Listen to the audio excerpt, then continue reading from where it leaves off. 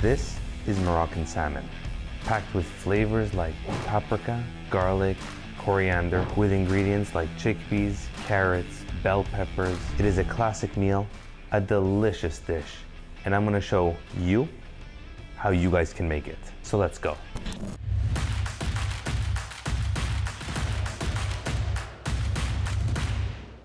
Hey guys, welcome to Impossibly Kosher.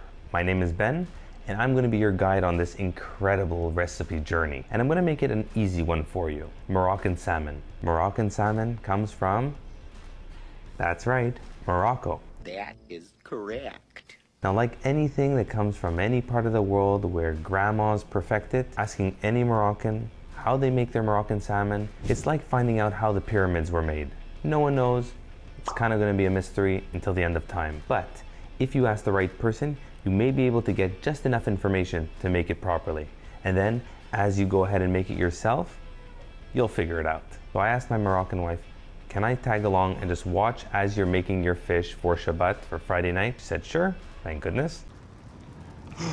And I was able to write down, with a little bit of her guidance, the ingredients, the steps, and really to get an idea on how to make this dish and how to make it properly. So I'm gonna share as best as I can what I picked up and the recipe that I made and how it came out beyond delicious.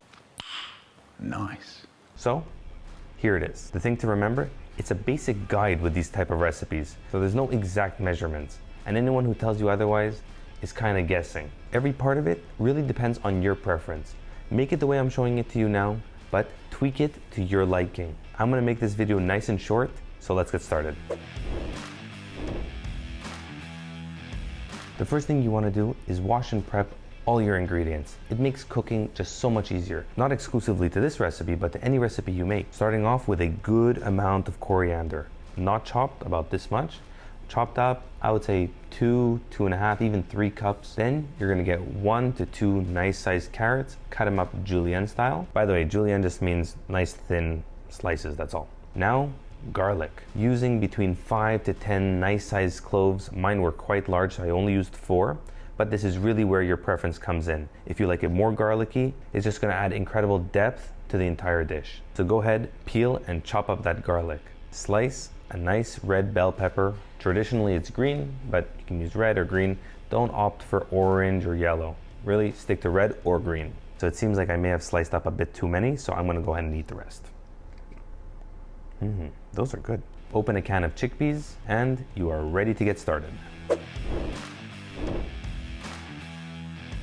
You're gonna need a large and deep pan. See this one? See how large and deep it is?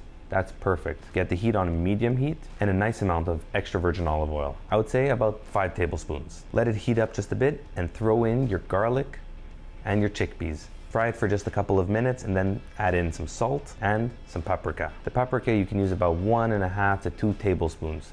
This recipe, you're gonna need a lot of paprika, so keep it handy. Stir it and add in a bit of water. You don't want this to dry out at all. After it's been simmering for about 5 minutes, throw in your carrots, add in half of your total amount of coriander. So if you got 2 cups, 1 cup. If you got 3 cups, 1.5. And mix. If you see that it's starting to dry out, add a little more water. You don't want it to dry out at all. Now let it simmer between 5 to 10 minutes just so those carrots can soften up and those flavors from all the different ingredients and vegetables can seep into the water and into each other. So if you're using 2 cups chopped up, it's gonna be about half a cup. That's a quarter left. Add in your red peppers and about half a cup of water. Time to mix. Stir it and stir it well. While it's simmering, time to prep your salmon. I got this fresh from the fish store about 20 minutes ago, so I'm only gonna be using about 4 fillets. There they are. The rest are going into the freezer. I'm gonna be making them on another recipe. Don't forget to subscribe because it's coming up very, very soon. Always with salmon, you gotta rinse them well. And now just place them on top of the bed of vegetables. Don't mix them in, just place them there. Add the rest of your coriander on top of the fish. Time to add a little bit more salt onto the fish. And finally, add a nice amount of paprika on the salmon, as if you wanted to cover it with a little blanket. You want this color to be very, very red because as it simmers and it cooks, a lot of that's gonna seep down into the sauce. If I'm gonna estimate it, I would say about 2 to 3, maybe even 4 heaping tablespoons. I told you you're gonna need a lot. Oh yes. Add water to the pot to reach about halfway to the salmon. Lower the heat to medium-low and get a cover on it. Leave it cracked open just a bit so the steam can escape. Give it a baste with those incredible juices. Now leave it for 5 minutes. Every 5 to 10 minutes, take the cover off, baste it a bit more, cover goes back on, crack just a bit. If you see the water is evaporating too quickly, lower the heat to low, add a little bit more. You don't want it to dry out at all. Give it a nice baste. Sauces everywhere. Basting it will avoid it from drying out. Nothing worse than an overcooked, dry piece of fish. After 20 minutes, give a little taste of the vegetables and the sauce. It might be missing a little bit of salt. Go ahead and adjust now.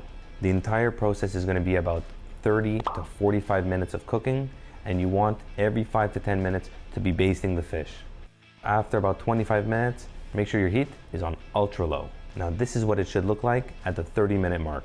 You see why we add so much paprika? Look at that rich red color. The flavors are insane. It is so aromatic. I'm telling you, I wish I could project the smell and the fragrances through the camera. The only way you're gonna smell it is if you make it yourself. Now, keep on going, cover it completely, baste it a couple more times until your total cook time is 40 to 45 minutes. You can go up to an hour, but at that point, it may start to dry out the fish. And when you're done, it should look something like this.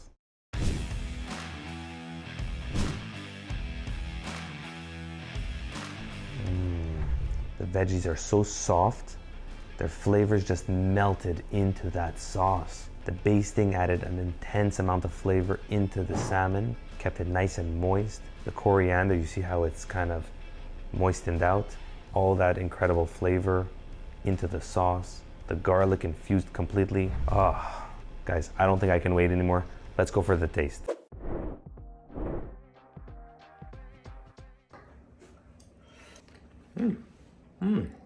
Yummy. My wife always makes Moroccan fish, especially for Shabbat. Absolutely love it. One of the benefits of letting it, in French we say mijoter, like boil for a while and marinate in the sauce, it gives it extra flavor and it has a chance to penetrate deeper into the fish. Really delicious. I have no words. We're gonna eat this. It's all gonna be gone. It's nice and moist. It's not overcooked. It's not dry. Delicious.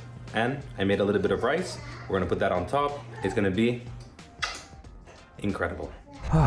That was a recipe I've been wanting to share for quite some time. Thank you guys for letting me do it.